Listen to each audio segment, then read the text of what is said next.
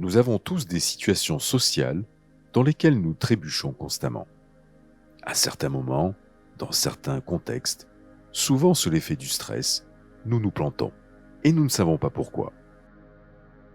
Nous nous emportons, nous nous accrochons, nous blâmons ou nous nous retirons et cela nuit à nos relations. Nous essayons de nous améliorer, mais cela se reproduit. Si cela se produit trop souvent, les gens peuvent se retirer de la relation. Nous craignons d'être brisés, que notre avenir se résumera à beaucoup de temps passé seul à la maison, les lumières éteintes. Il peut être difficile de voir ce que l'on fait de mal. Nous pouvons remarquer une tendance, mais seulement de manière approximative. Lors d'un conflit ou d'une critique, ou lorsque nous nous sentons seuls, nos instincts peuvent sembler erronés. L'incapacité à voir clairement le problème signifie que nous continuons à trébucher. On entend beaucoup parler de nos habitudes de nos jours, mais personne ne parle de nos habitudes émotionnelles ou relationnelles, qui sont pourtant bien plus difficiles à corriger. La psychologie a un mot pour les désigner, les schémas. Et ce ne sont pas seulement des habitudes. Ces schémas sont beaucoup plus profonds. Ce sont des croyances subconscientes fondamentales sur vous-même et sur les autres qui influencent votre façon d'interagir avec les gens. Si vous écoutez attentivement, vous pouvez les entendre murmurer dans votre tête lorsque les choses se gâtent sur le plan social. C'est comme un mauvais code informatique qui tourne dans votre cerveau. Un virus cognitif. Au fil des ans, nous en venons à accepter ces croyances comme étant évidemment vraies. Nous ne les remettons pas en question et on ne les remarque même plus. Mais avoir une vie sociale qui ressemble à une tragédie shakespearienne mal interprétée n'est pas amusant. Nous devons y remédier. La plupart des discours sur l'intelligence émotionnelle sont abstraits, vagues et éthérés. La salade de mots est de nouveau au menu. L'intelligence émotionnelle, ça sonne bien.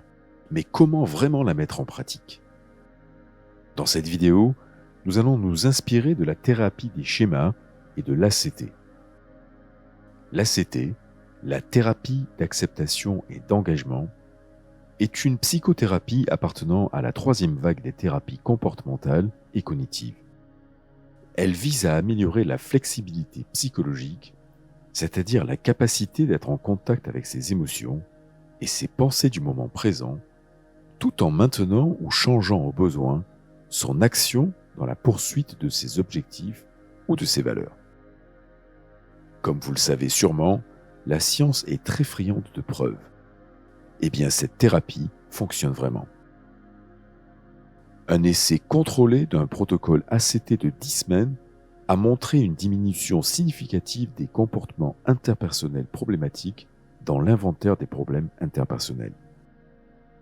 Alors, êtes-vous prêt à offrir à votre cerveau une mise à jour logicielle indispensable ? Certains d'entre nous fonctionnent encore sous Windows 95. Alors, allons-y.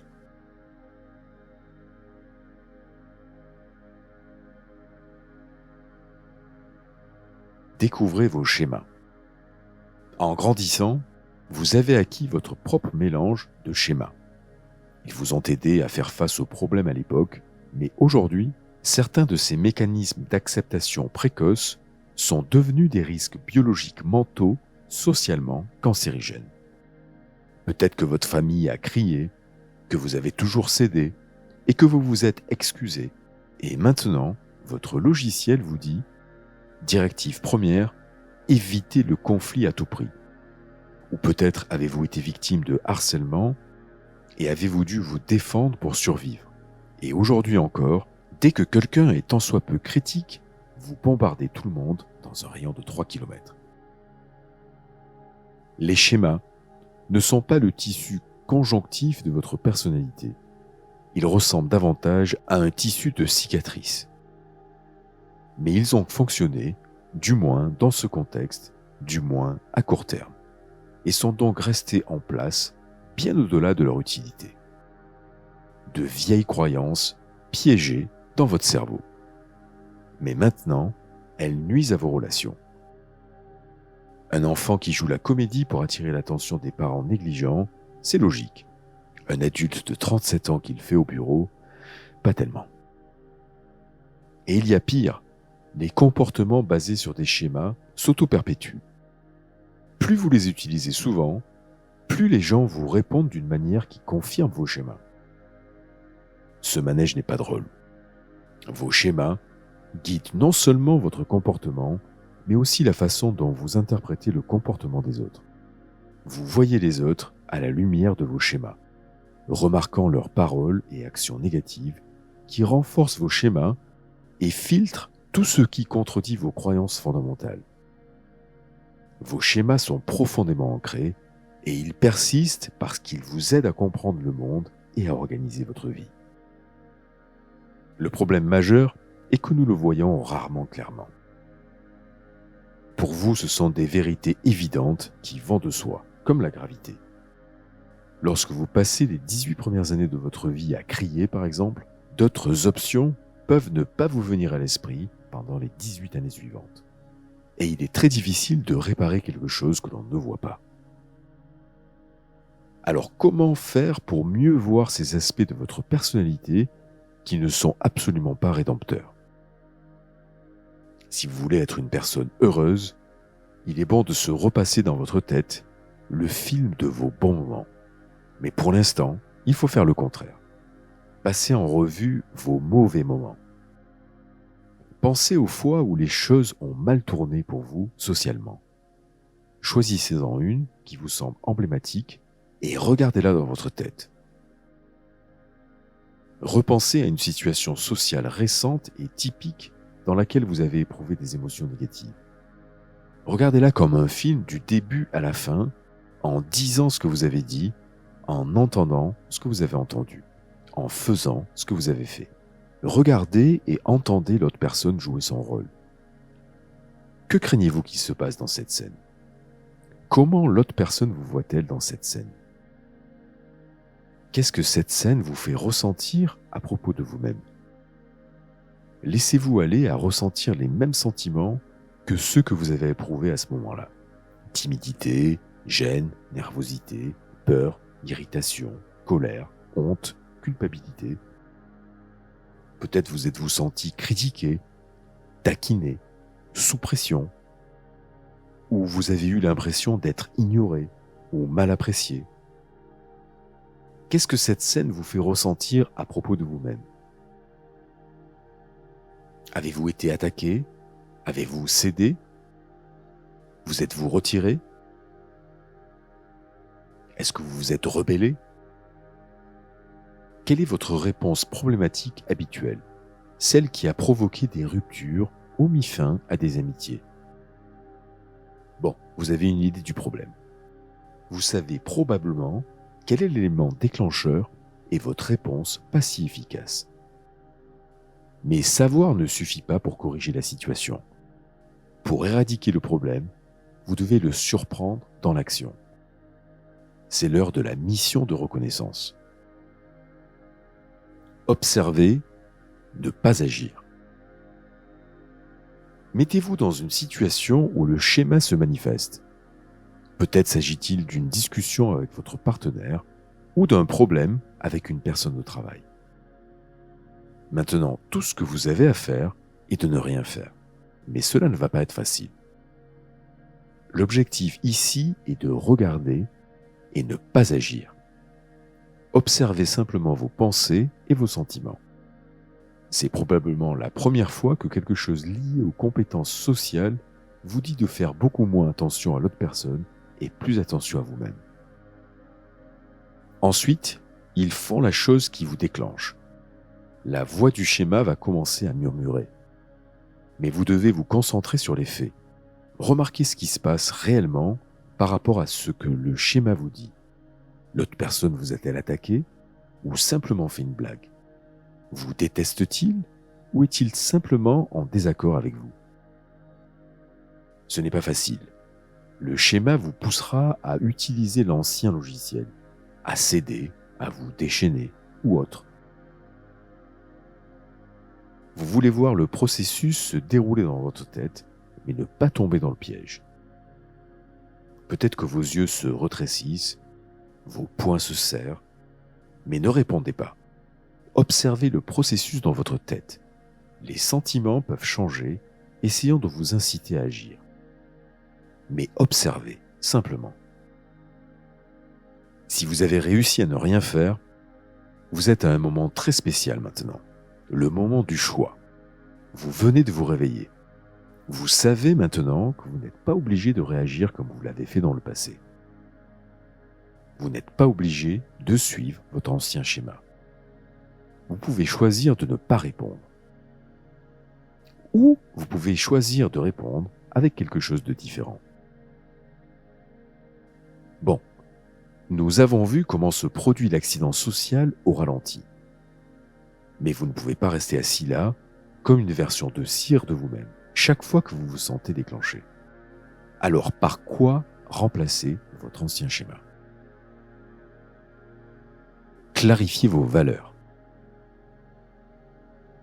L'objectif est de remplacer vos comportements basés sur des schémas par des comportements basés sur des valeurs. Ce qui est important de noter ici, c'est que les valeurs ne sont pas des objectifs. Les objectifs peuvent être atteints.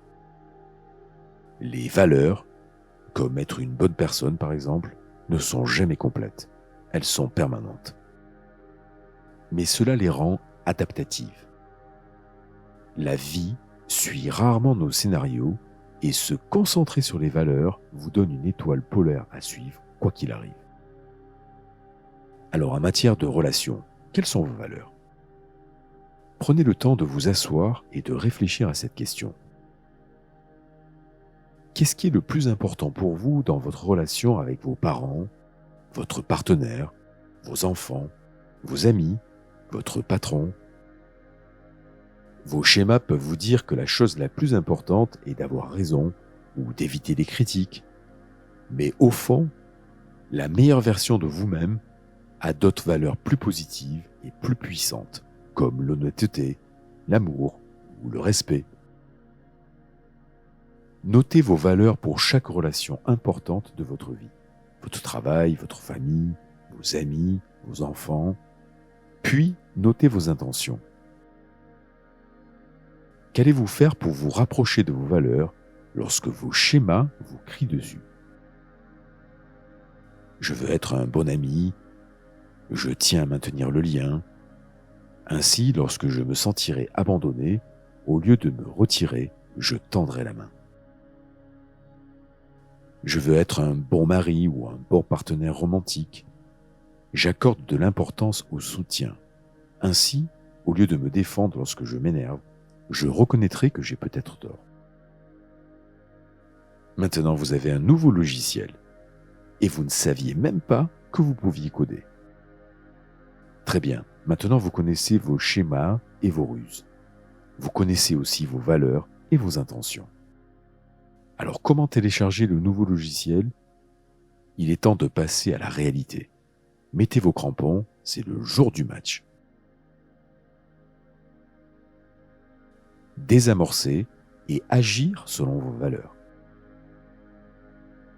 Je ne vais pas mentir, cela va être inconfortable. Je veux dire, écouter cette vidéo ne sera pas inconfortable, mais mettre en pratique ces conseils, pas si simple. Vous êtes encore dans cette situation. Ils refont ce truc qui vous énerve et vous ressentez du stress. Et les engrenages des schémas se mettent en marche. Mais vous avez déjà ressenti le moment du choix dans l'exercice précédent. Vous savez que vous n'êtes pas obligé de suivre votre schéma. Mais cette fois, vous n'avez pas non plus l'option relativement facile de ne rien faire. Les pensées négatives surgissent alors que vous résistez au schéma. Le chaos le plus profond dans votre cerveau. Les pensées et les sentiments s'agitent. Et le cœur des croyances du schéma commence à murmurer. Je vais être rejeté. Oh, je vais pas supporter ça. Tout le monde s'en fout. Un tsunami d'émotions qui s'intensifie. Chaque sentiment négatif dit que je suis la chose la plus importante qui soit et que ce malaise ne cessera pas tant que je ne suis pas mon schéma. C'est un mensonge, vous le savez très bien. Si les sentiments étaient éternels, vous seriez encore contrarié par le coup de pied de Jean-Pierre en CE1. Cela dit, les pensées continuent d'arriver. Vous ne pouvez pas les arrêter, mais vous n'êtes pas obligé de les suivre. Vous ne pouvez pas contrôler vos sentiments, seulement votre réponse. Si vous vous débattez dans les sables mouvants, vous vous enfoncez encore plus. Au lieu de cela, ce que nous allons faire, c'est les désamorcer. Désamorçage cognitif. Ce n'est pas un tour de passe-passe, c'est un tour d'esprit. C'est une astuce pour vous rappeler que vous n'êtes pas vos pensées. Lorsque vous croyez que les pensées et les sentiments négatifs de votre schéma sont vous, vous pensez que vous devez les suivre. Ce n'est pas le cas. Vous avez vécu ce moment de choix. Vous pouvez résister au chant des sirènes des schémas. Ces pensées et sentiments sont le schéma, pas vous. Et ce qu'ils disent est faux. Alors comment les désamorcer ? Reformulez chacune de ces pensées en ajoutant « j'ai la pensée que ». Par exemple, « je vais être rejeté » devient « j'ai la pensée que je vais être rejeté ». « Je n'ai pas à supporter ça » devient « je pense que je n'ai pas à supporter ça ». Cela vous donnera la distance émotionnelle dont vous avez besoin. Les pensées et les sentiments se dissiperont. C'est le côté positif sous-estimé de la courte durée d'attention de votre cerveau. Mais sur le moment, vous avez l'impression qu'il ne le fera jamais. Voici une perspective qui vous aidera. Vous n'êtes pas la météo, vous êtes le ciel. Ces pensées négatives sont le temps, et le temps change inexorablement. Vous ne pouvez pas contrôler le temps, et vous n'avez pas besoin de le faire. Observez-le, reconnaissez-le et laissez-le passer. Ok, apportez peut-être un parapluie si vous voulez. Désamorcez les pensées, laissez le temps changer et seul le ciel restera. C'est vous. Et une fois que la négativité est passée, c'est à nouveau le moment du choix. Maintenant, tournez-vous vers vos valeurs, vos intentions. Suivez le nouveau script. C'est ça le succès. Et au fur et à mesure de votre pratique, cela deviendra plus facile. Cela deviendra votre nouveau comportement par défaut. Vous devenez un meilleur vous.